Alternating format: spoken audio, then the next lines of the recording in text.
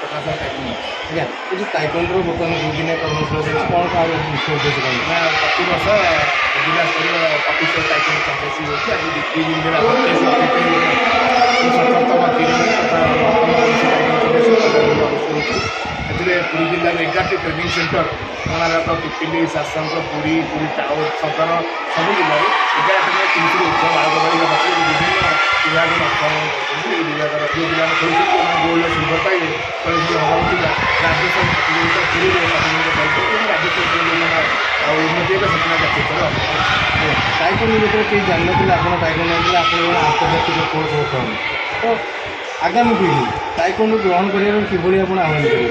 ପୁରୀ ଜିଲ୍ଲାର ତାଇକୋଣ୍ଡୋ ପ୍ରସାର ବହୁତ ଭଲ। ଆଗ ଅପେକ୍ଷା ଏବେ ବହୁତ ମାନେ ହଜାର ଉର୍ଦ୍ଧ୍ୱ ବାଳକ ପିଲା ସବୁ ସ୍ଥାନରେ ସବୁ ବ୍ଲକରେ ଶିଖୁଛନ୍ତି। କାହିଁକିନା ବହୁତ କଷ୍ଟରେ କରାହେଉଛି, ସହଯୋଗ ତ କିଛି ମିଳୁନି।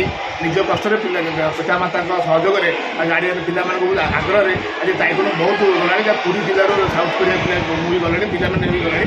ଆଗକୁ ପିଲାମାନେ ଭବିଷ୍ୟତ କରନ୍ତୁ, କାରଣ ଇଏ ଗୋଟେ ମାର୍ଶାଲ ଆର୍ଟ। ପ୍ରତିଦିନ 2 ଘଣ୍ଟା ଶିଖିବା ସହ ସୁସ୍ଥ ରହିବା ସକାଶେ ମାନସିକ ଠିକ୍ ରହିବ। ତେଣୁକରି ଇଏ ବି ସ୍କୁଲମାନଙ୍କରେ ବି ଶିଖିବା ନିହାତି, ସବୁ ସ୍କୁଲ ପିଲା ବି ଶିଖିବା ଦରକାର। ତାହେଲେ ସମସ୍ତେ ଆଗ୍ରହ ପ୍ରକାଶ କରେ ଏହି ଖେଳରେ ଆଉ ପୁରୀ ଜିଲ୍ଲାର ପିଲା ବର୍ତ୍ତମାନ ଜାତୀୟ ଆନ୍ତର୍ଜାତିକ ଖେଳାଳି ତ ଆଗାମୀ ପିଢ଼ି ସେମାନେ କିଭଳି ଆପଣ ଆହ୍ୱାନ କରିବେ ଯେ ଖେଳ ତାଇକୋଣ୍ଡୋ କ୍ରିକେଟ୍ ପ୍ରତି ଆଗ୍ରହ ବଢ଼ୁଛି, ଯେମିତି ଫୁଟବଲ୍ ପ୍ରତି ଆଗ୍ରହ ପଡ଼ୁଛି, ହକି ପ୍ରତି କିଛି ବଢ଼ୁଛି, ତ ତାଇକୋଣ୍ଡୋ ପ୍ରତି ଆଗ୍ରହ କେତେ ଦୂର ବଢ଼ିବ ବୋଲି ଆଶା କରୁଛି? ତାଇକୋଣ୍ଡୋ ମାନେ କ୍ରିକେଟ୍ ଆଉ ଇଏ ପ୍ରତି ବେଶୀ କିନ୍ତୁ ତାଇକୋଣ୍ଡୋ ପିଲା ଶିଖୁଛନ୍ତି। କାହିଁକିନା ଏଇଟା ଫୋକସ୍ କରାଯାଏ ନା ଗଣମାଧ୍ୟମରେ ମୁଁ ଅନୁରୋଧ କରୁଛି ଯଦି ଆମେ ତାଇକୋଣ୍ଡୋ ଖେଳ ପ୍ରସାର କରାଯିବ ସାରା ଇଣ୍ଡିଆରେ ତାଇକୋଣ୍ଡୋ ବହୁତ ଭଲ, ପୁରୀରେ ବହୁତ ଭଲ। ଆପଣ ସବୁ ଇଭେଣ୍ଟ ଆପଣ ଯାଆନ୍ତୁ ଦେଖନ୍ତୁ, କିନ୍ତୁ ତାଇକୋଣ୍ଡୋରେ ପିଲା ସଂଖ୍ୟା ଜିଲ୍ଲା ସ୍ତରରେ ମିନିମମ୍ 300 ପିଲା ଖେଳୁଛନ୍ତି। ମାନେ ମୁଁ ଗର୍ବ ସହିତ ତାଇକୋଣ୍ଡୋ ଅଧିକ ପିଲା ଖେଳୁଛନ୍ତି, ଯେଉଁଟା ଅଲଗା ଖେଳ କରୁନାହାନ୍ତି।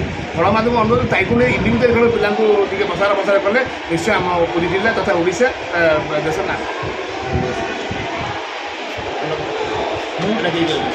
ଭଲ ନାହିଁ।